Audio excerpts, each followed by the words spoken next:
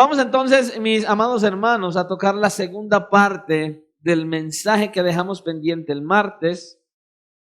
Así que vamos a tocar la segunda parte del mensaje. El Cristo resucitado comisiona a sus discípulos. Amén. Y vamos a leer entonces el Evangelio de Marcos, capítulo 16, del 9 al 20, para que continuemos en contexto y podamos seguir entonces con lo que quedamos pendiente en el mensaje anterior. Amén.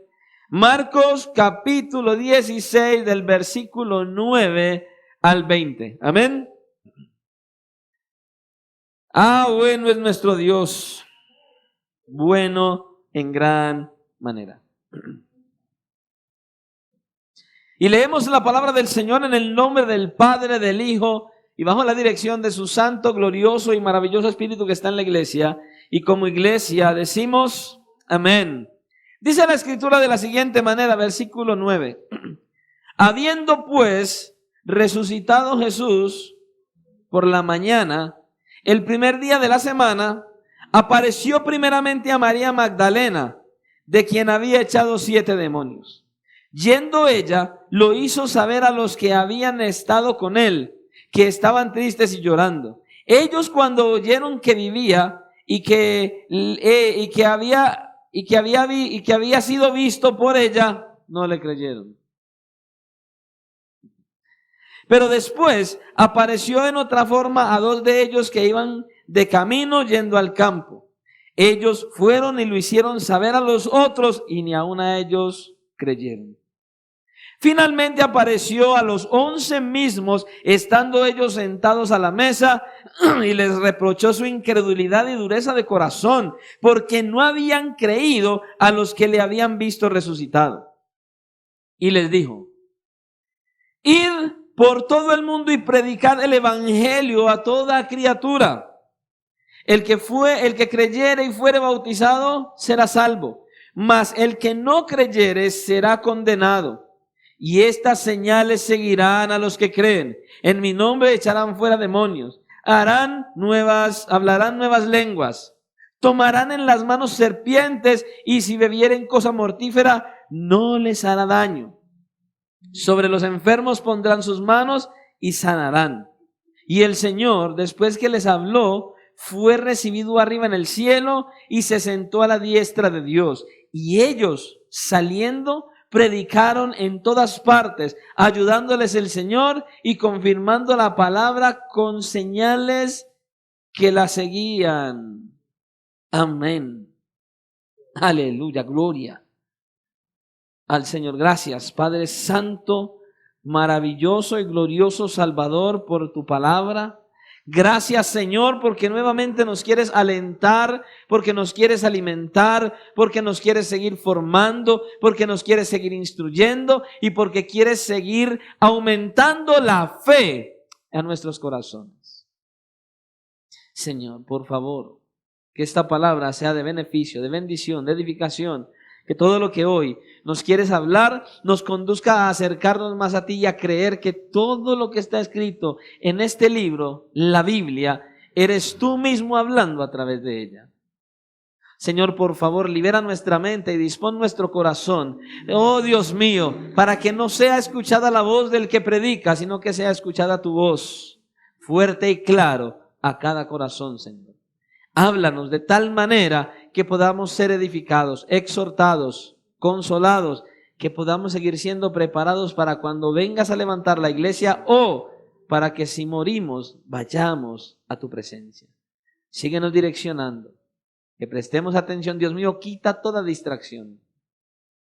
Señor, son tan lindos los niños, pero ayuda, Señor, a la iglesia para que no se distraiga con los niños. Que tengan temor reverente delante de ti y presten atención a la predicación de tu palabra. Señor, por favor, que atendamos tu voz y que verdaderamente busquemos hacer tu voluntad y no la nuestra, porque te lo pedimos dándote gracias en el nombre de Cristo. Amén y amén. Puede tomar asiento. En el mensaje anterior, ya haciendo un resumen más bien corto, estuvimos hablando de varias cosas. Primero, estuvimos hablando acerca del valor que el Señor le da a las mujeres, a la mujer. De hecho, podemos ver que el pasaje comienza diciendo que Dios le dio el privilegio a la primera persona de que lo hubiera resucitado, y fue justamente a una mujer, a María Magdalena. Y hay una nota ahí que dice, de la cual había echado 7 demonios.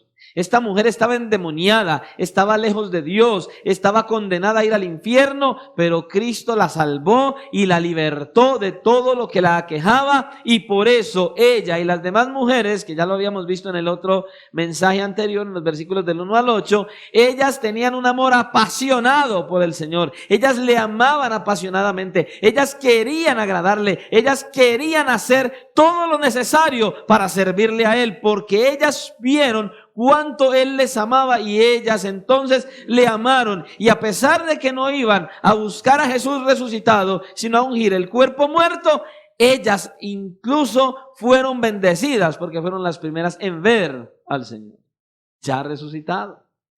Entonces decíamos entonces que el Señor valora a las mujeres, le da un lugar a las mujeres. La palabra del Señor nos muestra desde Génesis capítulo 2 que Dios dice que le dio al hombre la mujer porque no era bueno que estuviera solo, y dijo, haré ayuda idónea para él. Y luego Él dice, multiplicaos, llenad la tierra y sojuzgadla. O sea, ambos eran los encargados de gobernar la tierra. La mujer fue puesta para que el hombre tuviera una ayuda idónea para hacer la labor que el Señor le encomendó, y es lo mismo hoy. La mujer está dada al esposo para que le sea de ayuda, porque el esposo solo no es capaz. Y hablábamos entonces de que el apóstol Pablo y el apóstol Pedro hablan de lo que el hombre debe hacer, y dicen, maridos, amad a vuestras mujeres como Cristo amó a la iglesia y se entregó por ella. Y dice que debemos vivir con las mujeres sabiamente, dando honor a ellas. Obviamente dice, tratándolas como si fueran vaso más frágil. No es que sean más frágiles, como si lo fueran, porque son mujeres, porque es la mujer que Dios colocó para cada uno de aquellos que tiene una esposa. Amén. Estuvimos hablando de la importancia de que el hombre trate a la esposa como debe ser. Y luego estuvimos mirando entonces en el resto del pasaje, de lo que miramos, de lo que estudiamos, que el énfasis principal de Marcos en este pasaje era hablar de la incredulidad y la dureza de corazón que tenían los discípulos.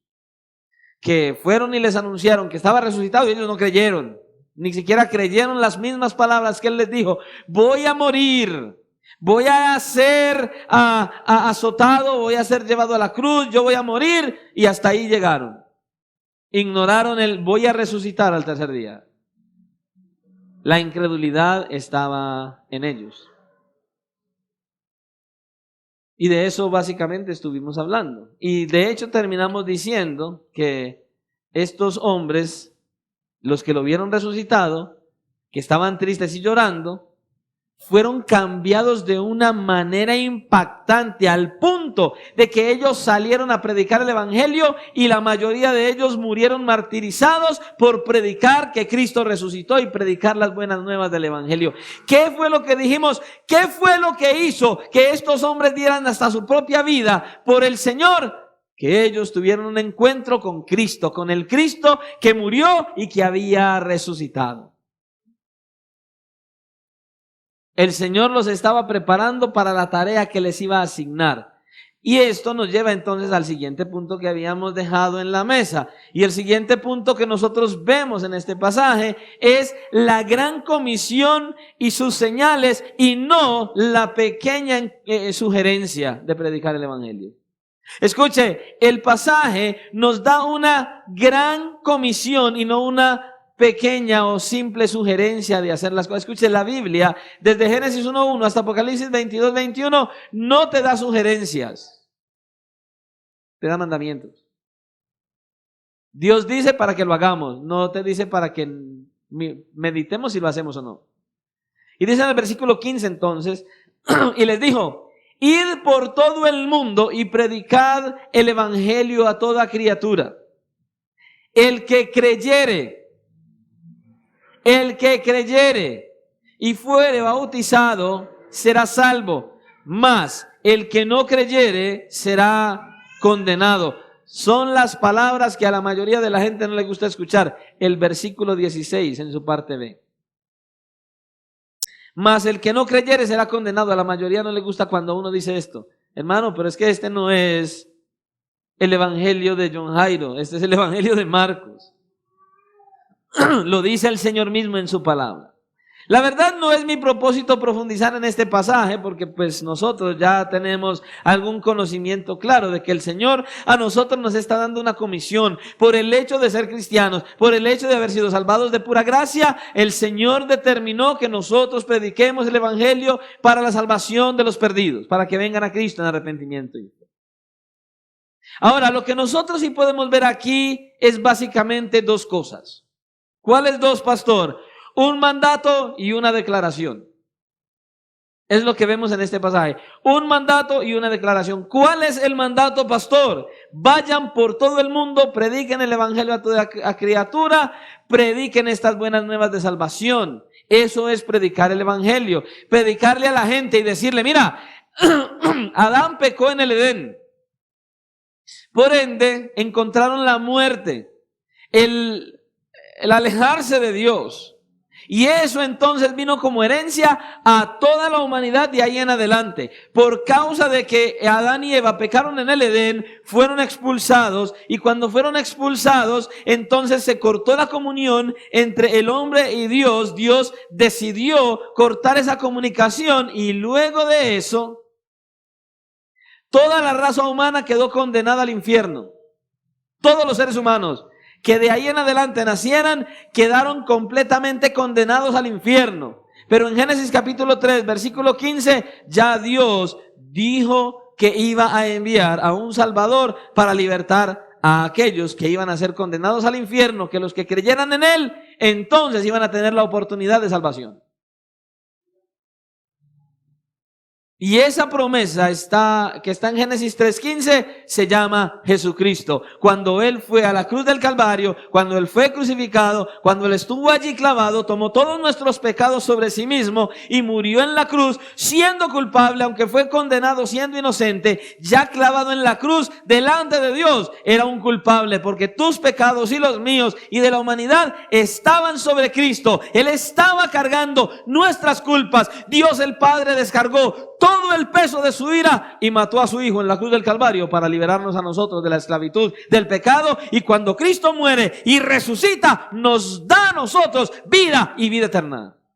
A los que venimos y depositamos toda nuestra fe y confianza en Él. Eso es predicar el evangelio. Ese es el mandato que nosotros vemos aquí. Eso es lo que hay que enseñarle a la gente. Que Cristo murió por nuestros pecados, como dicen las Escrituras, y que resucitó al tercer día, como dicen las Escrituras. Y esas son las buenas nuevas de salvación. Eso es predicar el evangelio a toda criatura. Esta es una comisión universal. Todo aquel que haga parte de la iglesia, que haya sido salvado de pura gracia, debe hacerlo. Es universal. En Mateo capítulo 28, versículo 19, dice que debemos hacer discípulos en todas las naciones. Y en Lucas capítulo 24, versículo 47, el Señor le dice que debían predicar en su nombre el arrepentimiento para el perdón de los pecados a todas las naciones, comenzando desde Jerusalén. Este es el mandato, predicar el evangelio a toda criatura, a todo ser humano. Pastor, ¿y entonces cuál es la declaración? Que todos los que creyeren en Jesús serían salvos. Esa es la declaración. No es por venir a la iglesia tal. No es por acudir a un culto cada semana. No es por ser religioso. No. Dice, todos los que creyeren en Jesús serían salvos. El salvo es el que crea en Cristo. Y el que cree en Cristo hace parte de una iglesia local como esta. Pero esa es la declaración, versículo 16, dice, el que creyere y fuere bautizado será salvo, mas el que no creyere será condenado, es lo que dice la Escritura. Hay que creer en Cristo. Hay que creer en Cristo para ser salvos. Así como hemos insistido que, escuche, en la iglesia, todo aquel que viene, todo aquel que sea salvo, el Señor dice, debe bautizarse en una muestra de que cree. El bautizo en agua, escuche, ¿por qué nosotros no bautizamos los bebés ni creemos en el bautizo de los bebés pequeños? Porque la Escritura está, de aquí lo dice, usted ve, el que creyere y fuere bautizado. Dígame una cosa, ¿dónde un bebé va a creer? ¿Qué va a creer él? Nada, que lo alimentan. Más de eso, él cree que lo alimentan, pero no es consciente de ello. Él solamente dice, tengo hambre, y llora. Y ya. Y él sabe, está seguro de que cuando llora, lo alimentan. Es lo único que él sabe. Un bebé no se puede bautizar porque la Escritura dice que es el que creyere y fuere bautizado será salvo. Por eso entonces decimos que cada persona que viene a Cristo en arrepentimiento y fe, que lo recibe a Él como Señor y Salvador y que comienza a caminar con Él, entonces la primera evidencia de que es salvo es porque dice, pastor, yo me quiero bautizar. Pastor, yo públicamente quiero pertenecer a la iglesia de Jesucristo. No a la iglesia Cristo rompe las cadenas nada más, no. A la iglesia universal de Jesucristo. Cuando una persona se bautiza, hace parte, pertenece como tal a la iglesia universal de Jesucristo, pero se congrega en una iglesia local. Por eso es tan importante el bautismo. Porque se identifica con Cristo y con su iglesia. El bautismo en aguas es la puerta de entrada para que sea miembro de la Iglesia Universal. Cuando va a las aguas. Pero noten algo importante. ¿Qué es lo que se requiere para ser salvo? Pastor, venir a la iglesia. Pastor, cantar canciones en los cultos. Pastor, orar cada vez que vengo a los cultos. Pastor, leer la Biblia. Pastor, orar. ¿Eso es lo que dice el texto? ¿Eso es lo que se requiere para ser salvo? No, dice creer. Ahora, hay gente que cree. ¿En qué cree? En Mahoma, en fulano, en el santo de allí, en el otro de allá. Pero el texto, ¿qué dice? ¿En quién es que hay que creer? En Jesucristo. Es solamente por la fe depositada en el Señor Jesucristo. Es por eso que dice en el versículo 16, el que creyere y fuere bautizado será salvo. Y entonces le añade palabras del Señor Jesucristo mismo. Aquí no está hablando Mateo, aquí no está hablando Pedro, aquí está hablando Cristo mismo. Y Él le está diciendo a los discípulos y a nosotros, el que creyere en mí, ese, y se bautice, pero primero crea, ese será salvo, mas el que no crea, ese también será condenado. ¿Por qué? Porque está pisoteando la sangre de aquel que murió en la cruz del Calvario. Es lo que dice. El asunto está en creer, no en venir en la iglesia, no. Pero el que cree viene a la iglesia. Es la parte importante. Ahora, el creer y bautizarse son dos cosas que deben ir de la mano, unidas la una con la otra. Por ejemplo, nosotros miramos algunas excepciones. El ladrón que estaba a un lado, usted sabe que, usted ha visto las películas, yo creo, ¿sí o no?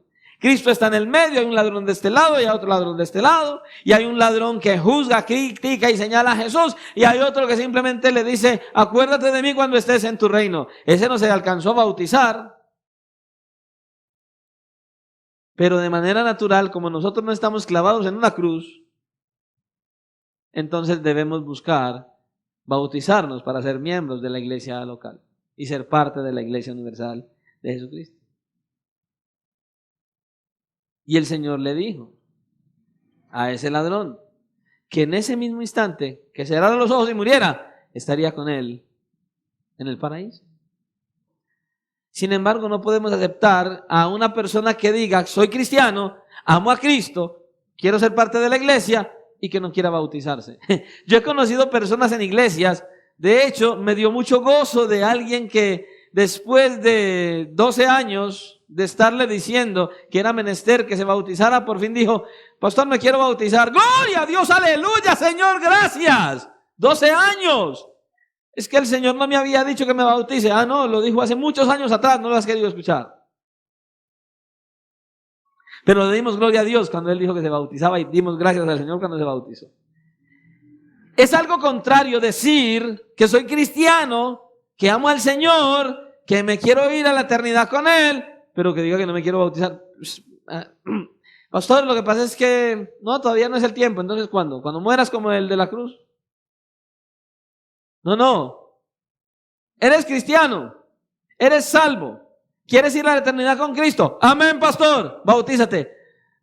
Pastor, es que eso es un compromiso. ¿Y entonces qué estás haciendo? Tienes que tener un compromiso y decidir bautizarte para ir a la eternidad con Él. Ahora, no te bautizas para ir a la eternidad con Él. Te bautizas porque ya has recibido la palabra, has recibido a Cristo y la promesa de la eternidad está en tu corazón ahora.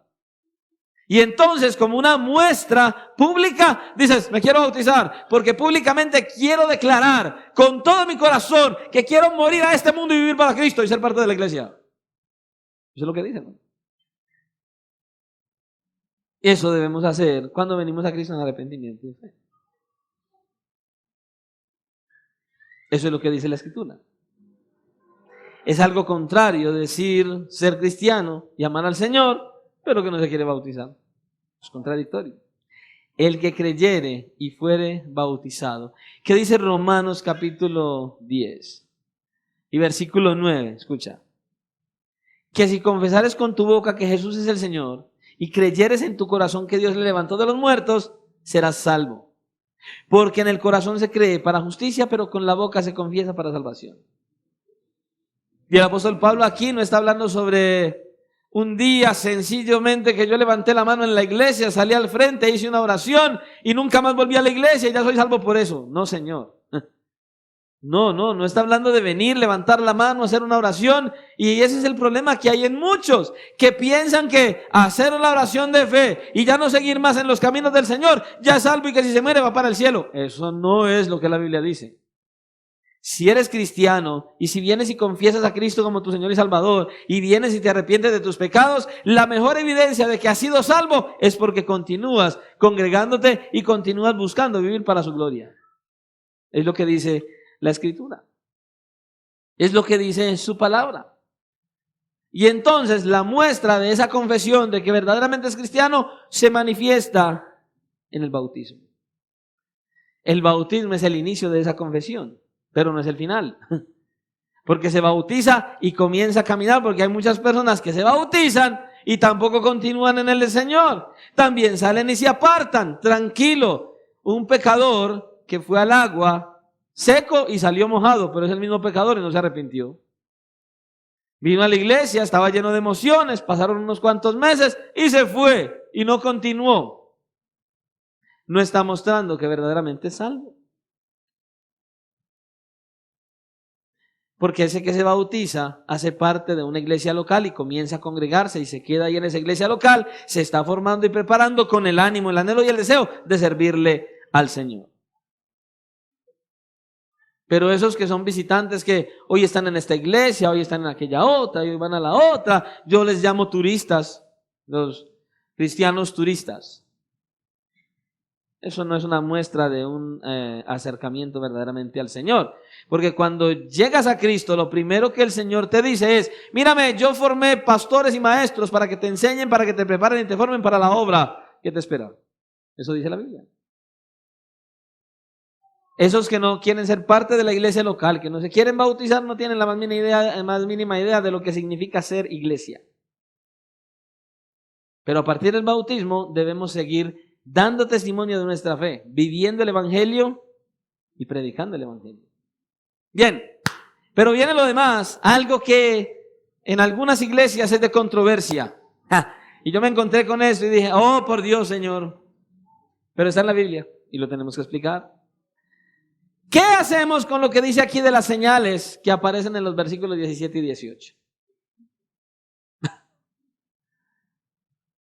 Dice, y estas señales, escucha el término, seguirán a los que creen.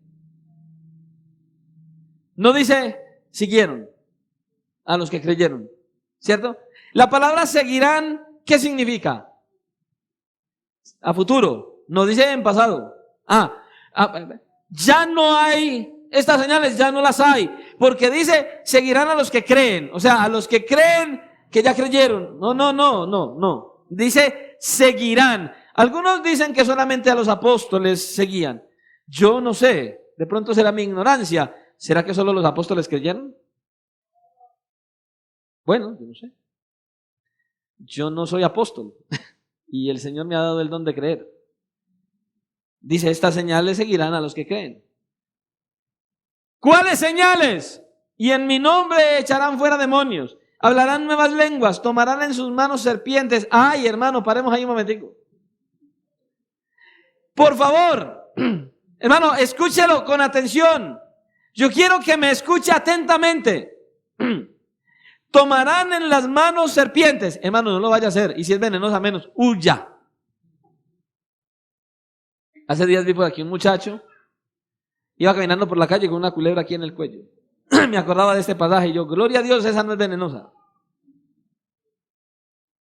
Pero sí conocí a alguien que igual tenía una serpiente, una boa. La tuvo desde bebé. Y ese animal era su hija. Y ese animal lo quería como su papá. Pero en una ocasión estaban en un espectáculo y ella se le enrolló y fue tanta su expresión de amor que lo trituró y lo mató. Es historia real, no es un cuento, es literal. Pero hay un detalle con esto. Algunos han tomado este pasaje de manera literal y hay algunas sectas que han tomado este versículo que usted y yo vemos aquí como si fuera un mandato, como los 10 mandamientos. Así mismo, mandamientos. Y ellos en sus iglesias tienen serpientes venenosas. Literal. Tienen serpientes venenosas. Y entonces, para comprobar que los servidores, que los que asisten son verdaderamente salvos y cristianos, lo ponen a que lo pique la serpiente. Y si se muere, no era salvo. Si de pronto a ustedes se les ocurre que practiquemos en la iglesia eso, yo voy a decir que ustedes empiecen practicándolo y luego miramos.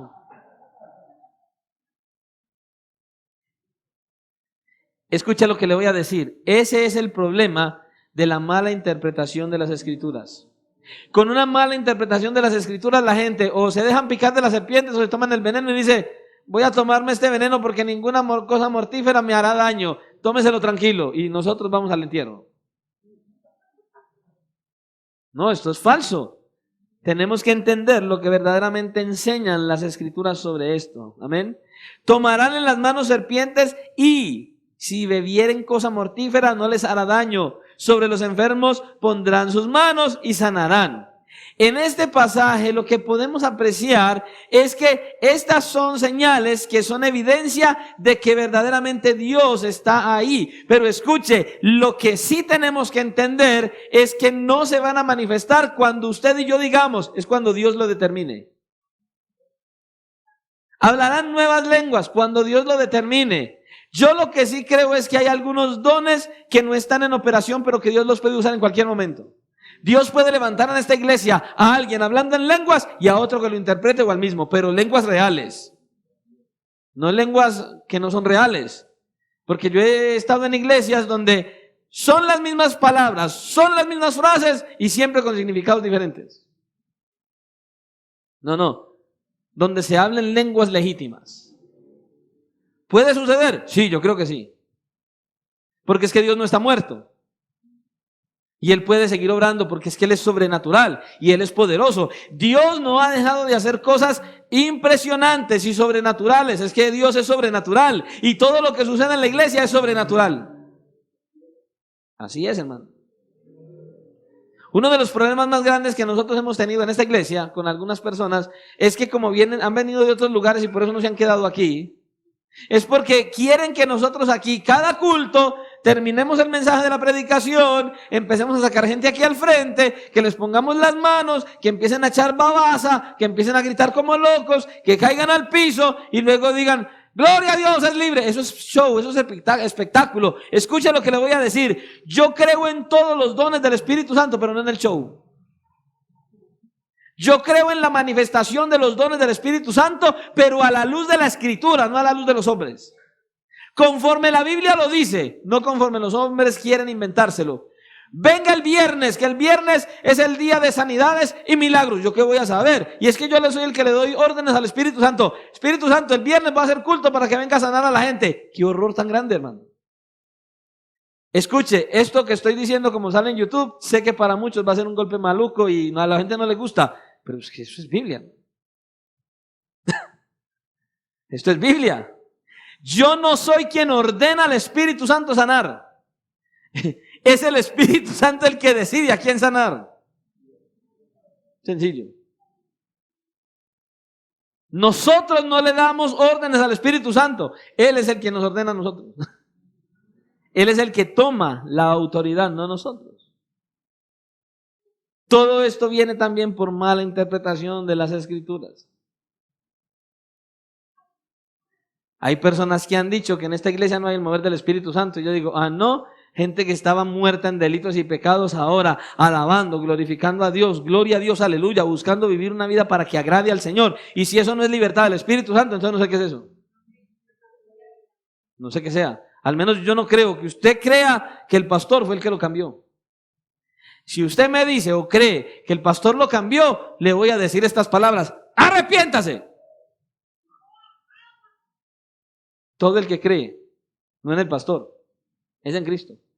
El pastor, si no se arrepiente y vive para la gloria de Dios, se va al infierno. Así de sencillo. Esto no es por ser pastor, esto es por tener relación con Dios. Así de sencillo es. Pero yo creo en los dones del Espíritu Santo. Y en los dones del Espíritu Santo es que Dios cambia, transforma, restaura, renueva y hace nuevas todas las cosas. Completamente. ¿Cuántos creen eso? Esto no es por lo que haga el hombre, hermanos, eso es por lo que haga el Señor en cada uno de nosotros. El mover del Espíritu Santo es ver las vidas cambiadas y transformadas por ese mismo poder del Espíritu Santo y no el poder del pastor. Literal, es el que cambia, es el Señor. Pero creo en todos los dones del Espíritu Santo, completamente. Y aquí entonces podemos ver una aplicación para la iglesia todos los siglos. Y es que el mismo Dios que ha prometido cuidar de nuestras almas, también puede cuidar de nuestros cuerpos milagrosamente cuando Él quiera. En situaciones extraordinarias, como le pasó a Pablo. A Pablo lo picó una serpiente venenosa, todo el mundo se asustó, esperaba que se muriera, pero igual se enfermó, le dio fiebre, estuvo al borde de la muerte, pero el Señor lo sanó. A eso es a lo que se refiere el texto. Es a eso a lo que el texto se refiere. ¿Se da cuenta? A eso es que le está hablando. Esas cosas extraordinarias suceden conforme a la voluntad del Señor. El apóstol Pablo nos dice en el libro de los Hechos que llegaron allí a ese lugar y dijo: vengan, yo les voy a mostrar, tráigame esa culebra que me pique. Él dijo eso. Fue accidental. Algo que podemos decir es que Dios no ha dejado de hacer estas cosas extraordinarias. ¿Sabe por qué? Porque es que Dios sigue siendo Dios. Él es el mismo ayer, hoy, por los siglos, dice la Escritura. Y Él puede hacer lo que quiera, cuando quiera y como quiera, donde quiera y con quien quiera. Pero Dios, no el hombre. Y Él puede hacer lo que quiera para continuar mostrándole al mundo que verdaderamente su poder está ahí. Para que nosotros podamos seguir haciendo la obra de Dios en este mundo. Y nosotros tenemos historias reales sobre esto. Personas sanadas milagrosamente. Hemos visto milagros y prodigios. Pero son solamente cuando Dios así lo determina y no cuando el hombre lo decide. Veamos entonces nuestro siguiente punto y el último. El Cristo glorioso que ascendió en victoria, continuando su obra por medio de la iglesia. Versículos 19 y 20. Y el Señor, después que les habló, fue recibido arriba en el cielo y se sentó. ¿A dónde? A la diestra de Dios. ¿Y ellos quiénes? Saliendo, predicaron en todas partes. Pero mire lo que dice después. Ayudándoles los pastores de la iglesia. ¿Ah? Ayudándoles el Señor y confirmando la palabra con las señales que la seguían. Y yo digo, amén. Y el texto también. Amén. Entonces, ¿qué es lo que nosotros vemos aquí? El Señor ascendiendo y sentándose a la diestra del Padre y ayudándoles, dice, y confirmando la palabra con las señales que la seguían. ¿Que seguían qué? La palabra. Aquí en el versículo 19, Marcos menciona de una manera muy resumida dos elementos de suma importancia en la obra redentora de Cristo. La ascensión del Señor a los cielos y siendo entronado a la diestra del Padre como Rey de Reyes y Señor de Señores. Como la segunda persona de la Trinidad, Cristo siempre ha sido el soberano del universo, siempre. Pero como el Mesías, que se hizo hombre, que vino a esta tierra para salvarnos. Era Dios 100%, pero era hombre 100%. No era mitad y mitad, no. 100% hombre y 100% Dios era Él. Así fue, y así es, y seguirá siendo, por los siglos de los siglos, por toda la eternidad. Esa autoridad le fue dada después de vencer al diablo, a la muerte y al pecado en su resurrección. Fue lo que hizo. Esa fue la autoridad. Escuche, el que se humilló hasta lo sumo fue exaltado hasta lo sumo. Así mismo, como dice Pablo en Filipenses capítulo 2. Y escuche, y es como el Mesías que Él está llevando a cabo su obra en el mundo por medio de la iglesia. De nosotros, la iglesia. Hay una historia, no real obviamente, una historia supuesta que cuenta que en algún momento, cuando Cristo muere y resucita y luego se va al cielo, los ángeles vienen donde Él.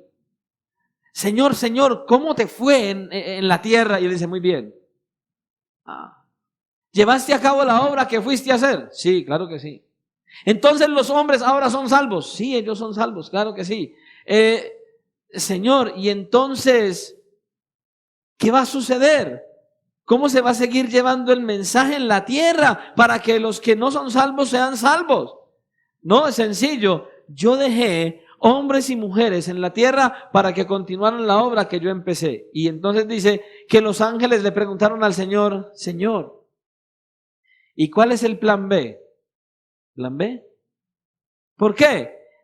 ¿Qué tal si esos hombres y mujeres que comisionaste en la tierra, qué tal si ellos no hicieran la labor? Entonces, ¿cuál es el plan B? Y él contestó, no hay plan B. Ese es el plan que determiné y así será.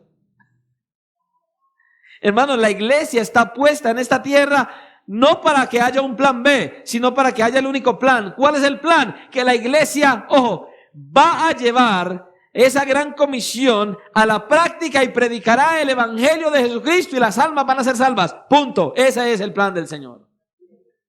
No es por si acaso, no. Él dijo y así será. Y qué glorioso sería que nosotros seamos parte de ese plan. Es un privilegio. Predicar el evangelio para que otros sean salvos.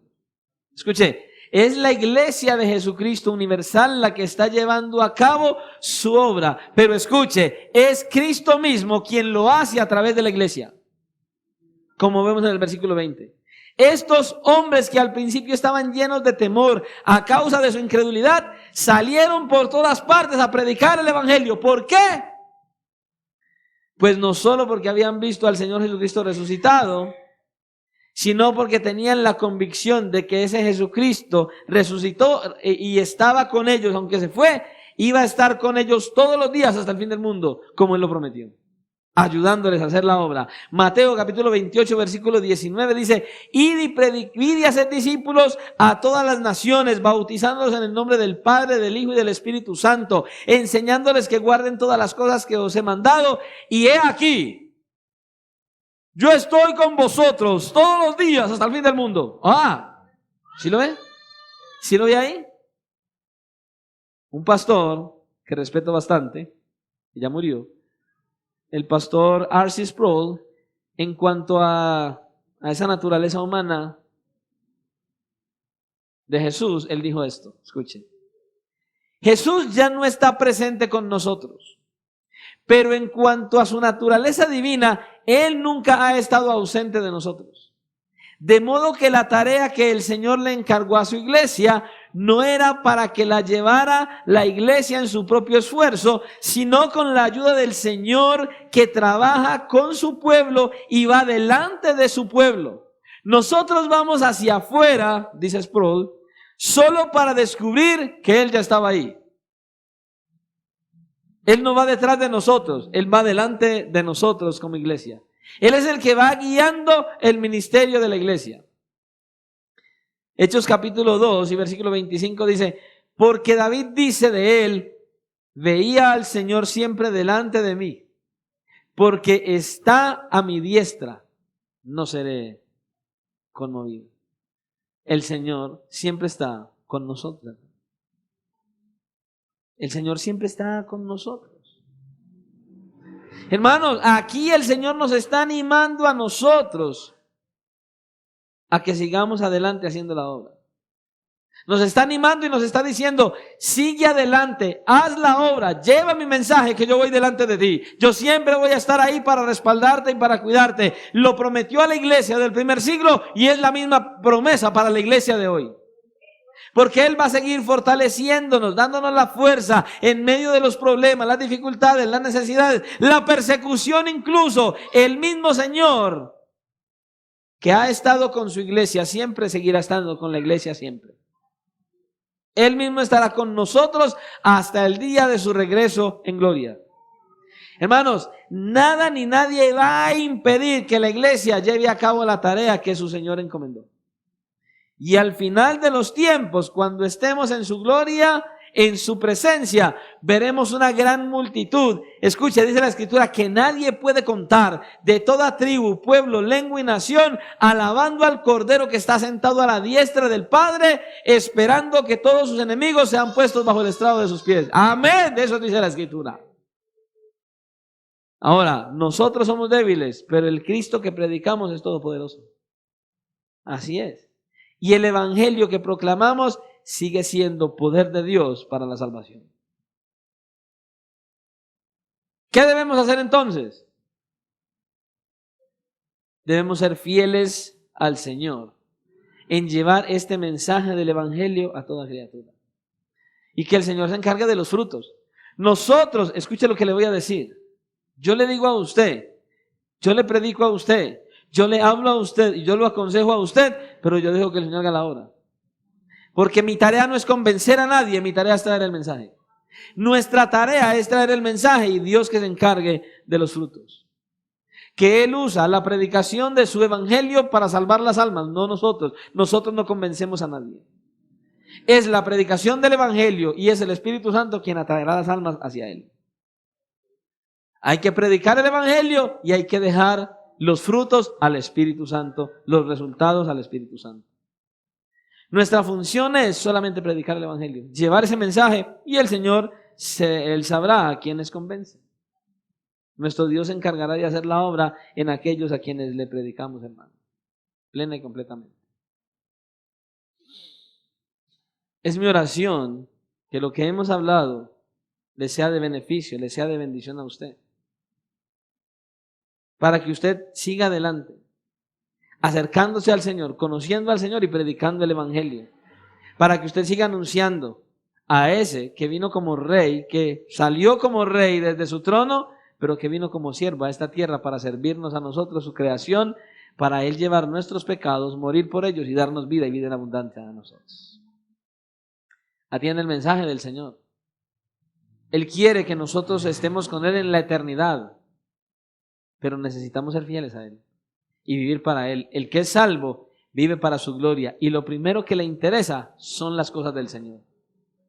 Por eso le decía al principio, si usted que está cerca de la iglesia y tiene la oportunidad de venir a orar y no lo hace, hermano, usted está en problemas con Dios.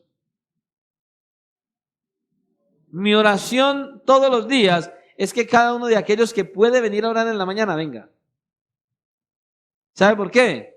Porque es cuando usted y yo oramos que vemos respuestas, y hemos visto respuestas.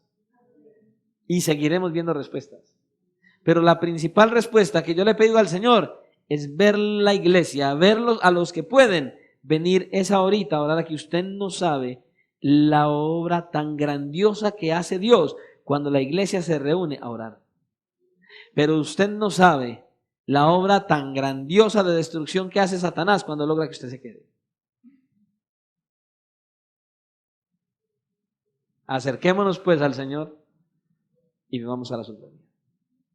Seamos sensibles y seamos como María Magdalena y estas otras mujeres que tenían un amor apasionado por el Señor. Escuchemos la voz del Señor y hagamos la obra que Él nos encomendó. Oremos al Señor y que Él nos siga ayudando en gran manera. Amén.